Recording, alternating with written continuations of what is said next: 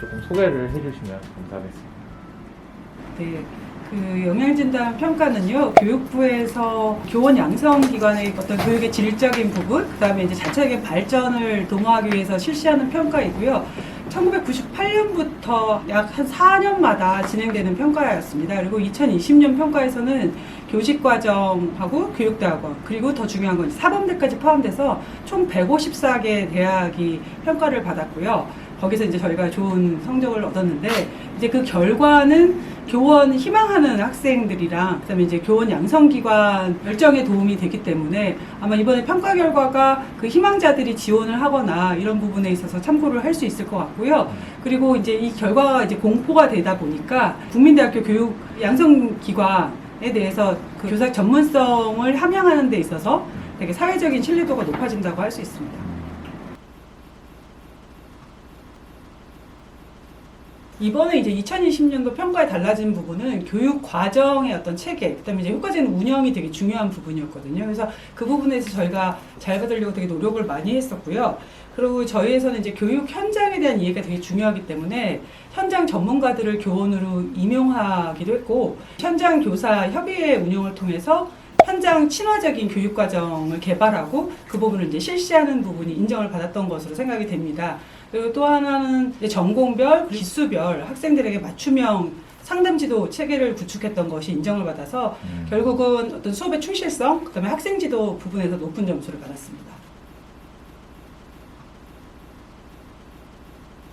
네, 정말 걱정이 되는 부분이기도 하고요. 그 초중고 학생이 2018년에는 559만 명에서 2030년에는 440만 명까지 한 20% 감소된다고 예상되고 있고, 그에 따라서 교육부에서 당연히 교사 수급이 이제 많지 않으니까 교사의 수를 줄여야 한다라고 하는 강경한 입장을 가지고 있고요. 그 입장에 반영된 것이 이번 평가라고 할 수 있을 것 같습니다. 그래서 이제 평가 결과에 따라서 인원을 감축해야 되는데, 이번 평가 결과에서도 그 교육대학원 경우는 30% 이상의 정원을 감축한 학교들이 약 70% 정도 돼요. 그래서 이제 우리는 그 평가 결과를 잘 받으려고 되게 노력하고 있는 부분이 좀 있고요.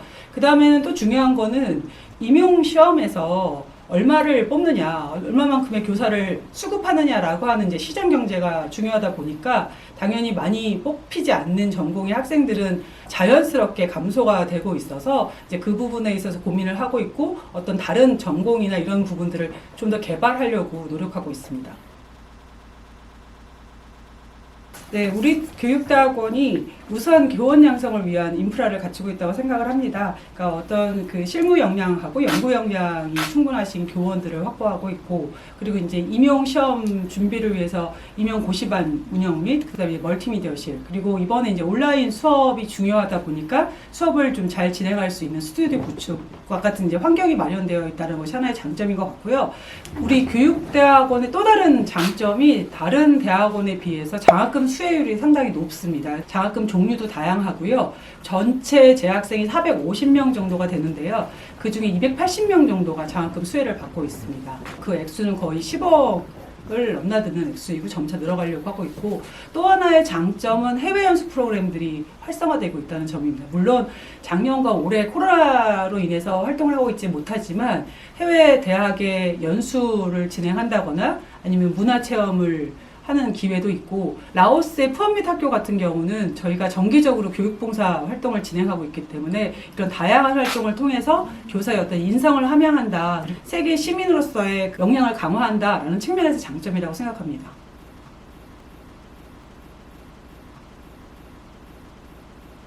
저희 교육대학원에서는 그 정교사 자격증을 받을 수 있는 전공이 9개 전공이 있고요. 그리고 이제 재교육 과정이라고 해서 말씀하신 이제 현직 교사들이 수강을 해서 어떤 전문성을 신장할 수 있는 프로그램이 유치원 교사를 대상으로 한 유아교육 전공, 현직 교사들이 어떤 부전공으로 진학할 수 있는 진로 진학 상담 전공의 2개가 있습니다. 그래서 총 이렇게 13개 전공이 있는데요.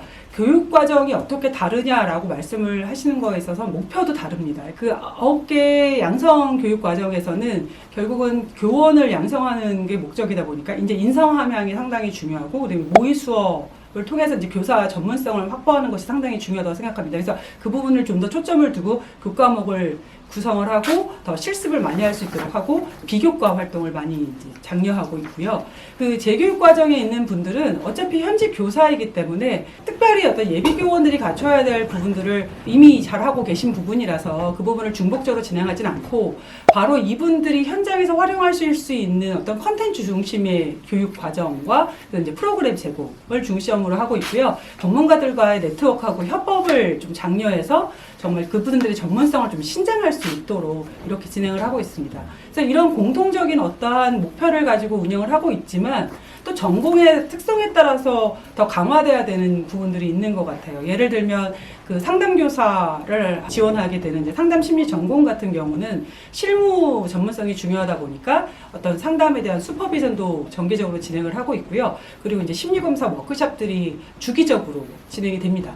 또한 이제 성북구 청소년 상담복지센터를 저희가 수탁 운영하고 있기 때문에 센터에서 상담 실습을 할 수 있는 기회를 제공하는 등 다양한 기회를 통해서 상담 전문성을 좀 더 갖도록 한다라고 하는 것이 이제 전공의 특징이고, 그다음에 이제 미술하고 디자인 교육 같은 경우는 요새 ICT 활용이 상당히 중요한 부분이라서 다양한 ICT를 활용할 수 있는 교육을 강화하고 있습니다.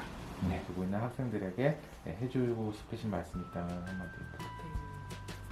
되게 어려운 질문이었고 생각을 많이 하게 하는 부분이었는데 어떤 말씀을 드려야 도움이 될지 고민이 됐었어요. 제가 경험을 하는 입장에서는 이런 말씀을 좀 드리고 싶어요. 지금 사회가 되게 다양화되고 다양성이 공존하고 있고 그다음에 세대 간의 또 차이도 상당히 크고 이번에 코로나 상황으로 인해서 교실 현장이 완전 변화됐거든요. 그래서 이런 환경에서 교사가 새로운 정말 생각지 못했던 도전을 받고 있는 시대는 맞는 것 같아요. 그리고 정말 참교사, 그리고 정말 좋은 교사가 필요한 시대인 것 같고요.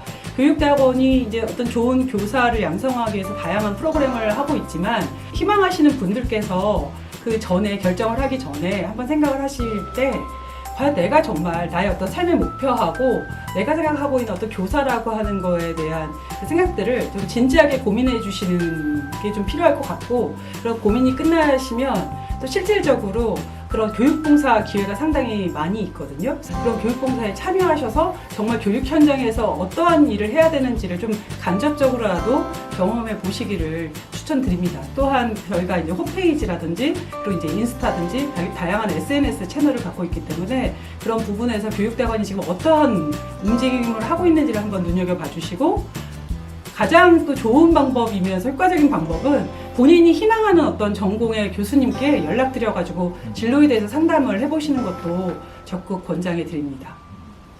알겠습니다. 감사합니다.